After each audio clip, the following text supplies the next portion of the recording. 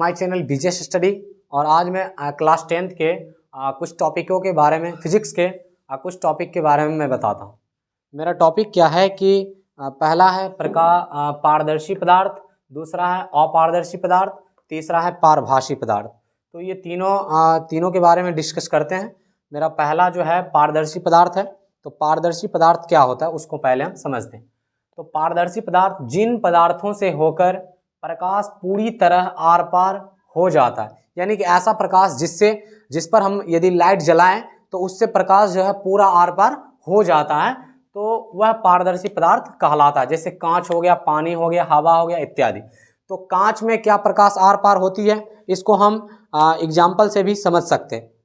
आप देख रहे हैं मेरे पास ये कांच है, इस पर हम लाइट जलाते हैं, देख सकते हैं प्रकाश जो है पूरा आर पार हो जाता है। प्रकाश पूरी तरह से कांच से आर पार होता है, तो कांच जो है वो पारदर्शी पदार्थ है।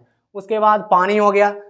कभी आपने ऐसा देखा होगा, यदि आप नदी में टॉर्च के माध्यम से जलाएं नदी में, तो आपको नदी के भीतर यानी पानी के भीतर मछलियां दिखाई देती है। इसका मतलब है कि पानी में भी प्रकाश आर पार होती है, यानी कि पानी भी जो है वो पारदर्शी पदार्थ है। और वायुमंडल में पूरी तरह से हवा है, और हवा में सूरज का प्रकाश पृथ्वी तक आता है, तो हवा भी क्या है, पारदर्शी पदार्थ है। उसके बाद हम अपारदर्शी पदार्थ पे आते हैं कि जिन पदार्थों से होकर प्रकाश आर पार नहीं हो पाता है उसको अपारदर्शी पदार्थ कहते हैं। यानी कि पारदर्शी के जस्ट उल्टा अपारदर्शी।